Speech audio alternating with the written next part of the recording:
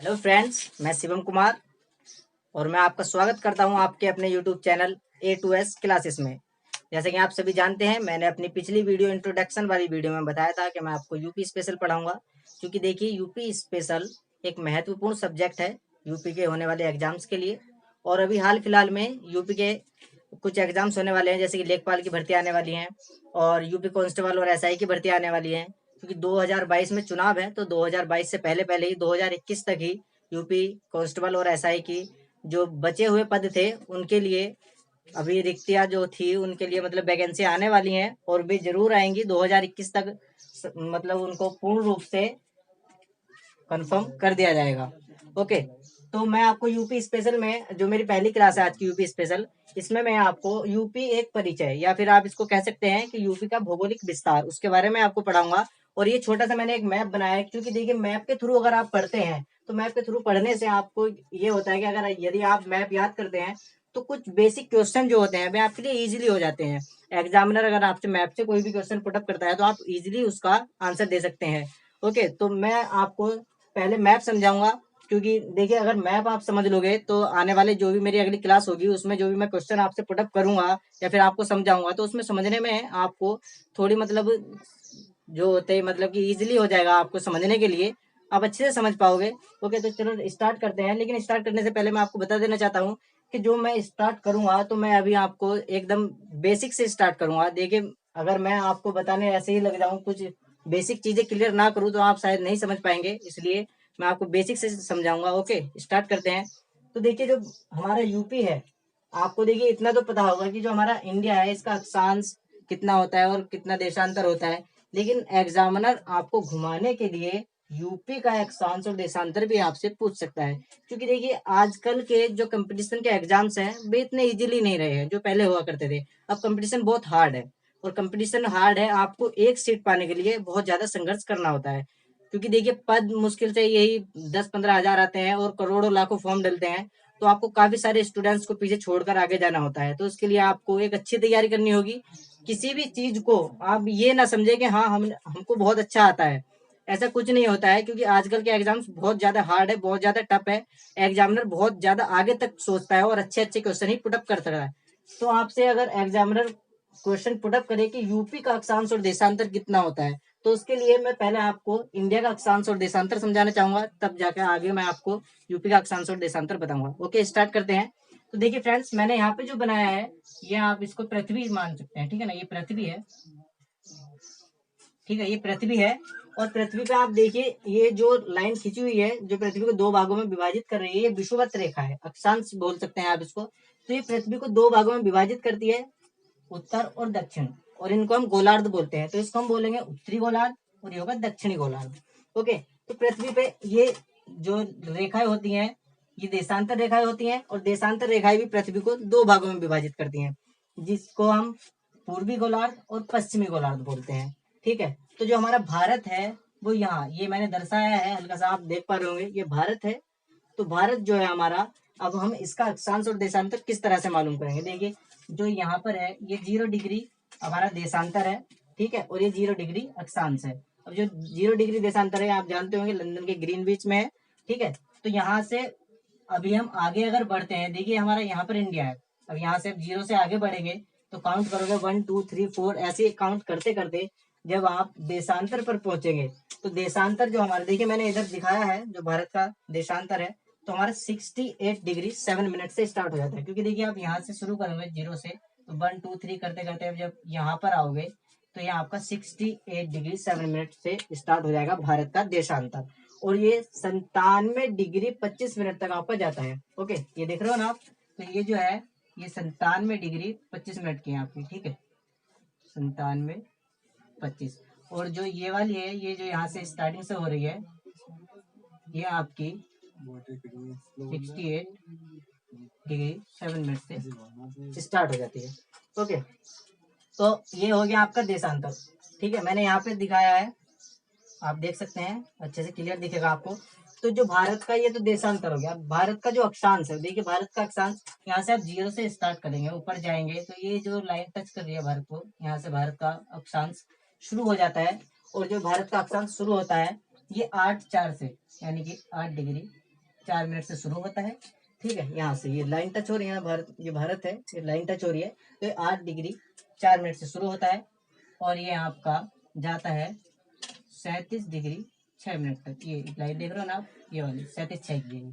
Okay, तो ये आपका भारत का अक्षांश और देशांतर हो गया। ये मैंने यहाँ पे भी लिखा है, आप देख सकते हैं, क्लियरली दिखेगा। अच्छा, तो ये यूपी आपका भारत का हो गया, सॉरी, यहाँ से ये, ठीक है, ये भारत है, ये इसका अक्षांश है और यहाँ तक ये ऐसे देशांतर होता है, ये मैंने इसमें दिखाया है। ठीक है ना। अब आपसे एग्जामिनर क्वेश्चन पुटअप करेगा कि यूपी का अक्षांश और देशांतर कितना होता है। ठीक है, तो यूपी का अक्षांश और देशांतर देखिए, यूपी यहाँ से शुरू होता है, यहाँ देख रहे हो ना, ये सोनभद्र होता है ना, तो यहाँ से ये यूपी का, ठीक है, अक्षांश है और ऐसे ये देशांतर होगा। तो अब यूपी का आप अक्षांश और देशांतर अगर देखते हैं तो देखिए, ये मैं यहाँ पे लिख देता हूँ आपको समझाने के लिए अच्छी तरीके से। ठीक है, ओके, और ये वाली तो चलो मैं लिख ही देता हूँ इसको, 68 और ये 97। अब देखिए, आप यहाँ से शुरू करते हैं। अगर आप अक्षांश देखें, यूपी का अक्षांश देखें, तो ये 8 डिग्री हमारा 4 मिनट से शुरू हो रहा है भारत का। अब यूपी यहाँ है, भारत यहाँ है। अब जैसे ही आप ऊपर चलेंगे तो आप 9, 10, 11, 12 इसी तरीके से करते करते जब आप ऊपर बढ़ेंगे तो ऊपर जब आप 23 पहुंच जाएंगे, यानी कि 23 डिग्री, यहाँ पे मैंने लिखा है, आप देख सकते हो, यूपी का जो अक्षांश है वो 23 डिग्री 52 मिनट से शुरू होता है। तो यहाँ पर होती है जो अक्षांश रेखा यहाँ से गुजरती है यूपी से, वो 23 डिग्री 52 मिनट वाली होती है। ओके, और ऊपर जाते जाते आप 30 डिग्री 24 मिनट तक पहुंच जाओगे। तो ये यूपी का अक्षांश होता है, 23 डिग्री 52 मिनट से 30 डिग्री 24 मिनट। ओके, तो ये यूपी का अक्षांश हुआ। और जो यूपी का देशांतर होगा, यूपी का देशांतर देखिए, यहाँ से 68 से स्टार्ट हो रहा है, तो 68 से जब आप आगे बढ़े, क्योंकि आगे की ओर है, तो आगे बढ़ोगे 69, 60, 70 हो जाएगा। ओके, तो इसी तरीके से आप करते करते 77 और 5 मिनट, 77 डिग्री एंड 5 मिनट पे आप पहुंचोगे। तो यहाँ से यूपी का जो देशांतर है वो शुरू हो जाता है। भारत का देखिए आप 68 से होता था, तो इसका 67 से। ओके, पॉइंट वाला वो आप देख सकते हैं, 77 5 मिनट से स्टार्ट हो रहा है यूपी का आपका देशांतर। ये मैंने यहाँ पे दर्शाया है, आपको शायद क्लियर दिख रहा होगा। ठीक है, तो ये यूपी का देशांतर, यूपी का देशांतर 67 डिग्री 5 मिनट से 84 डिग्री 38 मिनट तक जाता है। ये यहाँ से जो देशांतर रेखा गुजरती है, ये आप देख पा रहे होंगे, यहाँ पे ये देशांतर रेखाएं हैं। ठीक है ना, तो यहाँ पे देशांतर रेखा ऐसे गुजरती है। तो ये जो देशांतर रेखा होती है, ये आपकी 84 डिग्री 38 मिनट की होती है, क्योंकि लास्ट वाली जो है हमारे भारत की होती है वो 97 पे। ओके ना, तो ये हो गया आपका यूपी का अक्षांश और देशांतर। और आपसे एक क्वेश्चन और पुटअप कर सकता है कि यूपी किस गोलार्ध में है। देखिए, आप जानते हैं कि भारत जो है हमारा यहाँ पर है। अब देखिए, ये भारत यहाँ पर है, तो मैंने बताया था अभी आपको कि जो विषुवत रेखा है इससे ऊपर उत्तर होगा, तो ये भारत ऊपर है, तो यानी कि उत्तर में है। ठीक है, और जो देशांतर रेखा है उससे आगे की ओर पूरब होगा, तो भारत आगे है तो पूरब में है, तो यानी कि उत्तर पूर्वी गोलार्ध में है भारत।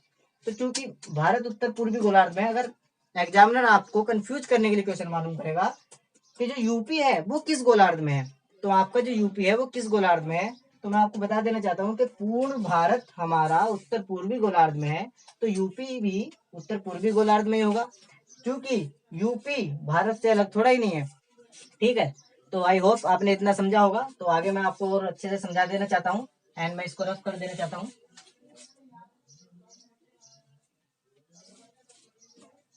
तो ये थे आपके अक्षांश और देशांतर यूपी का। अभी तक ये छोटी छोटी मतलब बेसिक चीजें थी, एंड आगे मैं आपको मैप समझाऊंगा। जो मैप है,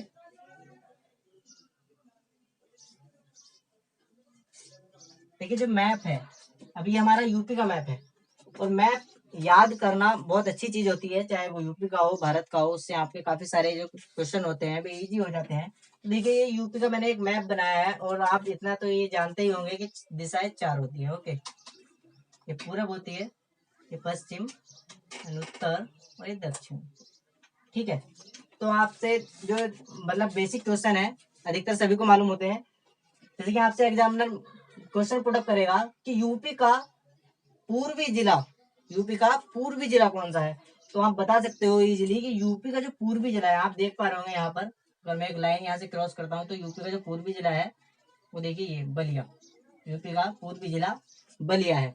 देखिए, मैं जो भी बोल रहा हूँ अगर आप उसको नोट करें तो बहुत अच्छा होगा, क्योंकि मैं यहाँ पर कुछ लिख नहीं रहा हूँ, आपको सिर्फ बोल के समझा रहा हूँ। तो आप जो भी मैं बोल रहा हूँ उसको मतलब मेरे साथ साथ लिखते रहे, नोट्स बनाए अच्छे से, ठीक है। तो यूपी का जो पूर्वी जिला है वो बलिया है, और यूपी का जो पश्चिमी जिला है वो ये शामली, आपको दिख रहा होगा यहाँ पर ये शामली है, ठीक है। ये यूपी का पश्चिमी जिला है, और यूपी का जो उत्तरी जिला है वो सहारनपुर है, और यूपी का दक्षिण जिला सोनभद्र, ठीक है। ये आपको मतलब मालूम होगा इन सब के बारे में, लेकिन फिर भी मैंने बताना चाहा, क्योंकि कुछ स्टूडेंट होते हैं जो नए होते हैं, उनको नहीं मालूम होता है, ठीक है। तो देखिए आपसे एक क्वेश्चन एग्जामिनर बहुत अच्छा पुटअप करेगा कि जो हमारा सबसे दक्षिण जिला है यूपी का सोनभद्र, ये कितने राज्यों से सीमा बनाता है, ठीक है। तो आप देखिए मैंने यहाँ पर जो राज्य लिखे हैं इनके बारे में मैं आपको बता देना चाहता हूँ, क्योंकि जो ये लाइनें हैं, ये लाइनें, एक लाइन ये रही, और एक ये है, और एक ये है, और एक यहाँ पे है, और यहाँ पे है।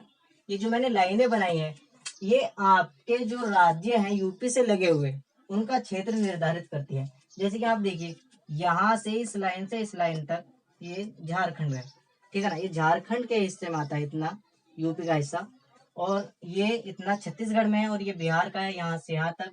इसी तरीके से नेपाल में लगता है, ये उत्तराखंड है, ये हिमाचल है, ये हरियाणा है, ये राजस्थान है, ये एमपी है।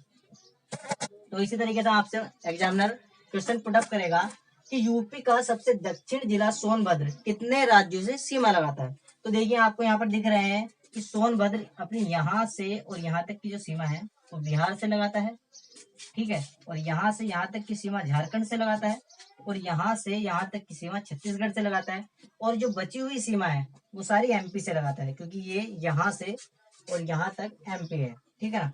तो सोनभद्र 4 राज्यों से सीमा लगाता है। यूपी का वह जिला जो सबसे ज्यादा राज्यों से अपनी सीमा लगाता है वो हमारा सोनभद्र है, और सोनभद्र के बाद जो दूसरा जिला हमारा आता है जो सबसे ज्यादा राज्यों से सीमा लगाता है वो हमारा सहारनपुर है, ठीक है, क्योंकि वो 3 राज्यों से लगाता है, ये 4 राज्यों से लगाता है। एक बिहार हुआ, झारखंड, छत्तीसगढ़ और एमपी, ठीक है। तो ये आपका सोनभद्र के बारे में था, और मैं आगे आपको बता देना चाहता हूँ कि आपके से एक क्वेश्चन और पुटअप करेगा एग्जामिनर कि यूपी का वह जिला बताइए जो एमपी से तीनों ओर से घिरा हुआ है।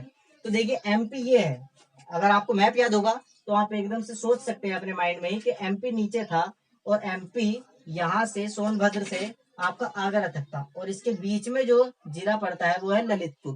देखिए ललितपुर तीनों ओर से एमपी से घिरा हुआ है। देखिए यहाँ पर ये यहाँ से यहाँ तक ललितपुर है, और ये पूरा एमपी है, तो यहाँ से ये पूरा एमपी से घिरा हुआ है। तो ललितपुर तीनों ओर से एमपी से घिरा हुआ है, ठीक है। तो अभी आगे बढ़ते हैं, मैं आपको और बता देना चाहता हूँ, जैसे कि ये अभी ललितपुर हुआ, आपसे एग्जामिनर एक क्वेश्चन और बहुत अच्छा पुटअप करेगा, अपर लेवल का क्वेश्चन है, अच्छा क्वेश्चन है कि यूपी का वह जिला बताइए जो नेपाल के साथ सबसे पूर्वी सीमा बनाता है, ठीक है। अगर आपके याद मैप होगा, मैप अगर आप याद करोगे तो आप देख रहे हो कि ये नेपाल है, ठीक है, यहाँ से यहाँ तक नेपाल है, ये नेपाल का क्षेत्र है। तो ये जो नेपाल है, तो नेपाल से क्वेश्चन पूछेगा कि सबसे पूर्वी जिला कौन सा है, यूपी का सबसे पूर्वी जिला जो नेपाल से अपनी सीमा साझा करता है। तो देखिए नेपाल से सबसे पूर्वी जिला साझा करने वाला, सीमा साझा करने वाला महाराजगंज है। ये आप देख रहे हो, आप ये महाराजगंज है, ओके, ये यहाँ से यहाँ तक महाराजगंज है। और इससे पूर्वी जिला जो है वो कुशीनगर है, बट कुशीनगर नेपाल से सीमा साझा नहीं करता है, ये बिहार से करता है। तो नेपाल से सबसे पूरब की ओर सीमा साझा करने वाला जो जिला है वो महाराजगंज है, ओके। और एक क्वेश्चन आपसे और अच्छा सा पुटअप कर सकता है कि यूके यूके यानी कि उत्तराखंड और नेपाल के साथ सीमा साझा करने वाला यूपी का जिला बताइए। तो यूपी का एकमात्र जिला है पीलीभीत, जो उत्तराखंड और नेपाल दोनों से अपनी सीमा साझा करता है, ओके।